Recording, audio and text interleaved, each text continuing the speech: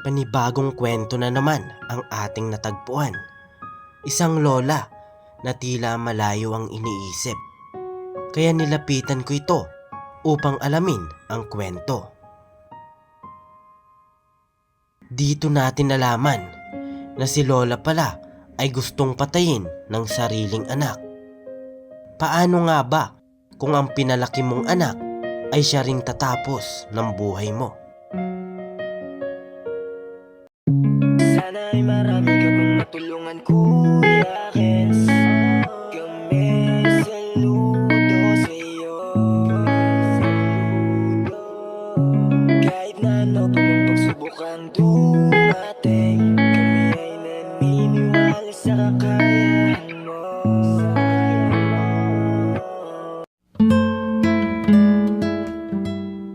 We are Kayakap Fam. Be one of us.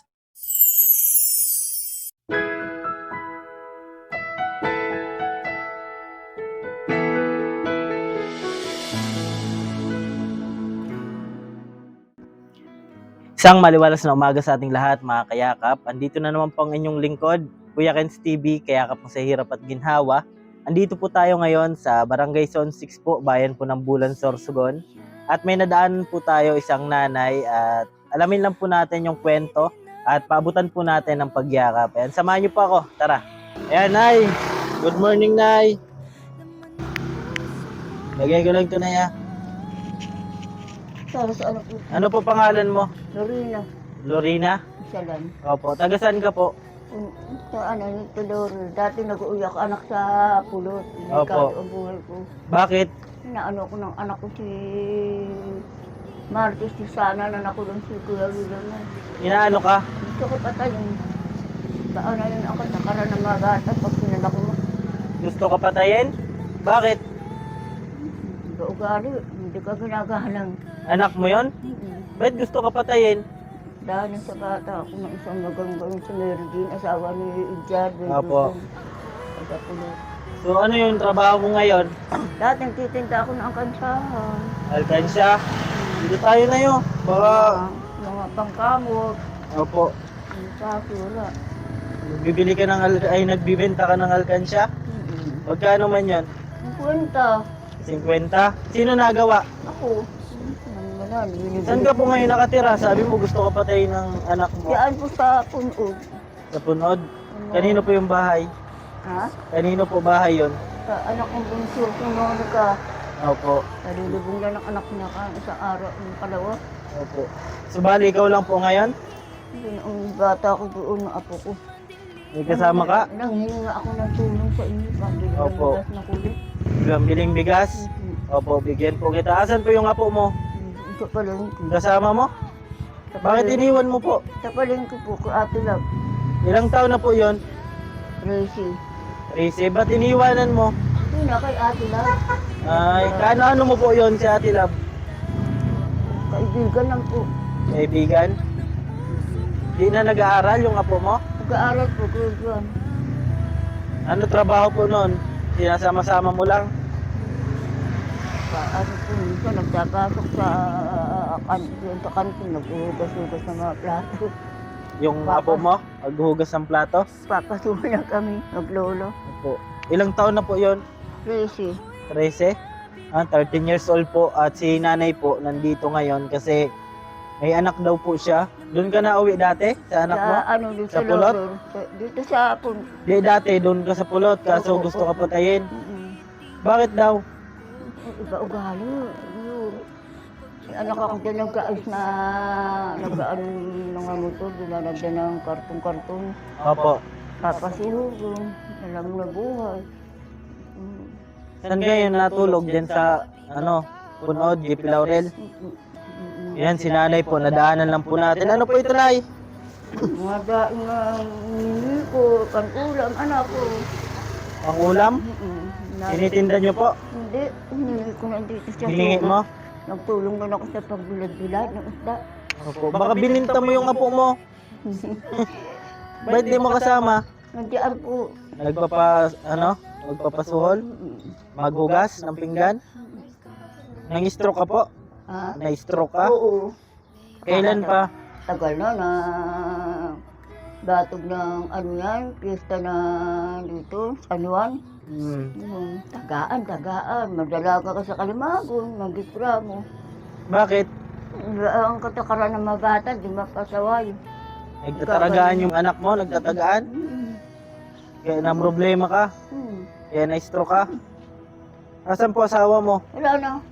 Asan na? Namatay na. Namatay ng asawa ko, stroke sa utak.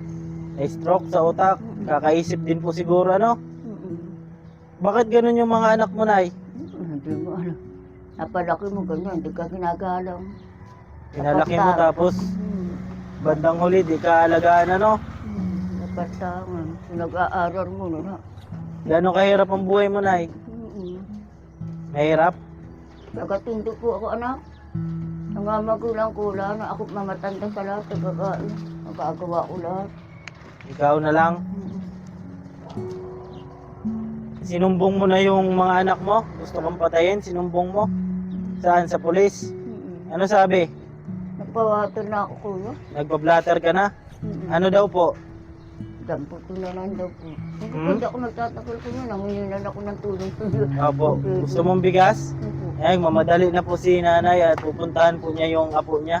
Kanina pa dyan yung apo mo? Anong oras? Alas 10 na. Alas 10? Dad, di mo iwan-iwanan na baka kunin yun. Hindi, saka. Di mo ang bininta? Ito, bigas po. Bukol ko yan, ma. Hindi po, salamat Opo. Salamat daw po. Salamat po. Opo, at nagmamadali si nanay. Yan po si nanay, mga kayakap. Binigyan lang po natin ng bigas. Sige, Nay. Opo. Yan, si nanay po, mga kayakap. At binigyan lang po natin ng bigas. Nagmamadali na po at yung apo niya ay iniwan lang po niya dyan sa tindahan. Para po makadagdag daw at nagpaparenta po. Nagpapaupa yung anak niya ay apo po na babae. Naghuhugas-hugas po dyan kasi may mga restaurant po dyan sa palengke. Kasi nanay naman naghihingi po, nag-iikot-ikot. Gusto po siyang patayin daw ng kanyang anak. Kaya di na niya pinupuntahan doon. Kaya ngayon, doon na lang sila sa JP Laurel. Yan, kawawa naman po si nanay. Naghihingi po ng bigas, pambigas daw po, pambili ng bigas. Kaya binigyan na lang po natin ng bigas para kahit paano makatulong po tayo, mga kayakap. Kawawa naman. Kahit ganun po yung mga anak kapag malaki na, nailimutan na yung mga magulang. Pero hindi naman po lahat. Pero yung anak ni nanay, grabe. Gusto po siyang patayin, tapos nagtatagaan daw po. Kaya siguro na-stroke si nanay. Tapos yung apo niya, nakasama po niya ngayon, 13 years old, mga kayakap, ay binabayaran po dyan sa palengke para maghugas ng mga plato yata para makatulong kila nanay. And mga kayakap, maraming salamat po sa palaging suporta po sa ating ginagawang pagyakap. Salamat po sa mga nagpapaabot ng pagyakap at palaging sumusuporta po sa ating pagyakap. Thank you so much po sa inyong lahat. At kay Sir Joseph Dino, Mama Gigi Official, Ma'am Samarinia, Manay Tere Anderson, at sa mga nagpapakulay po, Ma'am Jolie Thompson, Ma'am Matet, Ma'am Marilyn Alabe, Ma'am Rinlin Manila. Ayan po, mga kayakap, ako po palang inyong lingkod, Kuya Ken's TV, kayakap mo sa hirap at ginhawa. Lagi ko pong sinasabi, tumulong tayo sa iba, kahit tayo kapos din tulad nila po. Keep safe and God bless sa ating lahat. Bye-bye po.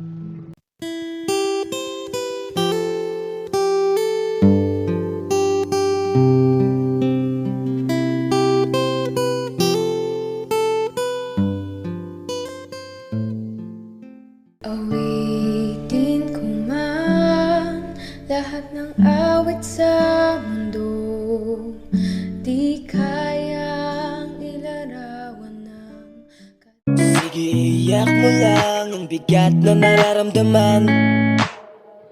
Asahang may makikinig at may balikat na masasandalan. Para kahit papaano ikaw ay mapangiti sa simpleng paraan. Kanyang mga payo ay nagbibigay lakas para kayanin mo yan. Handang tumulong nang walang hinihinging kapalit. Kahit na gano'n man kalayo, kanyang tatawirin. Maiabot niya lang ang lungkot man ay ati dahil ligaya, kumakatok sa bawat